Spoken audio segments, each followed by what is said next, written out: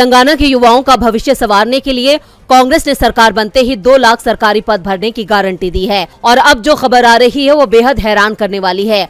दरअसल तेलंगाना में बार बार ग्रुप 2 की परीक्षा रद्द होने से परेशान एक छात्रा ने हैदराबाद में अपनी जान दे दी। चुनाव के ऐलान के बाद हुई इस घटना से बीआरएस सरकार पूरी तरह से बैकफुट पर दिखाई दे रही है। लोग सवाल कर रहे हैं, लेकिन राज्य के सीएम केसीआर पर इन सवालों का कोई जवाब नहीं है। छात्रा की जान जाने के मामले ने अब राजनीतिक रंग ले लिया है। राज्य में विपक्षी दलों के नेताओं ने मौके पर पहुंचकर बीआरएस सरकार को घेर लिया।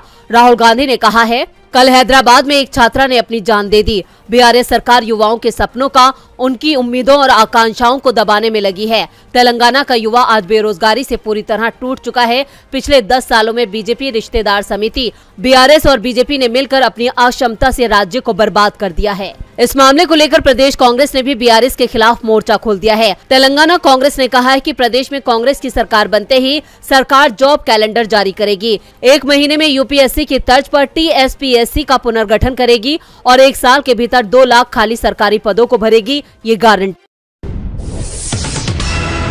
कांग्रेस संसदीय दल की अध्यक्ष सोनिया गांधी और पार्टी महासचिव प्रियंका गांधी वाड्रा के साथ द्रमुक महिला अधिकार सम्मेलन में भाग लेने के लिए चेन्नई पहुंची। खास बात ये रही कि इंडिया गठबंधन में शामिल सभी महिला नेता इस बैठक में शामिल हुई। बैठक में पीडीपी प्रमुख और जम्मू कश्मीर की पूर्व सीएम महबूबा मुफ्ती, सपा नेता डिंपल यादव समेत कई नेता शामिल हुई। चेन्नई पहुंचने पर सबसे पहले सोनिया गांधी ने तमिलनाडु प्रदेश कांग्रेस कमेटी के पदाधिकारियों और कार्यकर्ताओं से मुलाकात की। खबर है कि बैठक में संसद और राज्य विधानसभाओं में महिलाओं के 33% आरक्षण को तत्काल लागू करने के लिए केंद्र सरकार पर दबाव डाला जाएगा।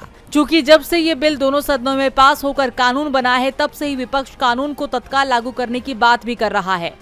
आपको याद होगा कि महिला आरक्षण लागू होने के बाद सोनिया गांधी ने इसको लेकर खुशी जाहिर की थी। उन्होंने कहा था कि ये उनका ड्रीम बिल है, ये राजीव गांधी का बिल था। सोनिया गांधी ने बिल को लेकर कहा था कि ये हमारा है, अपना है। तो वहीं प्रियंका गांधी ने एमपी के धार में जनसभा को संबोधित करते हुए कहा था कि महिला आरक्षण बिल आया, हमने भी समर्थन किया, फिर पता चला कि ये 10 वर्षों तक लागू नहीं होगा।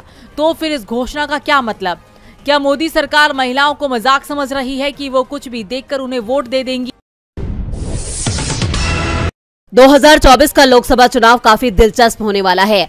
बीजेपी के नेतृत्व वाले एनडीए का मुकाबला मजबूत इंडिया गठबंधन से होगा। अब जो खबर आ रही है उसके मुताबिक इंडिया गठबंधन की पहली रैली नागपुर में हो सकती है। पहले ये रैली भोपाल में करने का फैसला हुआ था, लेकिन पीसीसी चीफ कमलनाथ नहीं चाहते थे कि विधानसभा चुनाव की तैयारी छोड़कर वो साझा रैली के इंतजाम में जुट जाएं, क्योंकि एमपी में कांग्रेस के अलावा इंडिया गठबंधन के किसी भी घटक दल का कोई प्रभाव नहीं है। लेकिन अब इंडिया गठबंधन की रैली और अगली बैठक नागपुर में होगी।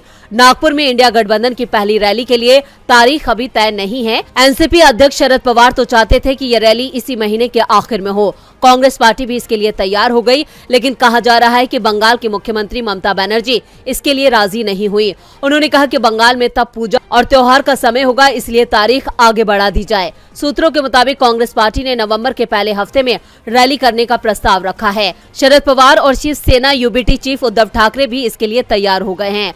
बिहार के मुख्यमंत्री नीतीश कुमार और समाजवादी पार्टी के अध्यक्ष अखिलेश यादव से भी इस बारे में बातचीत कर ली गई है। समझा जा रहा है कि लेफ्ट पार्टियों को भी इसके बारे में जानकारी दे दी गई है।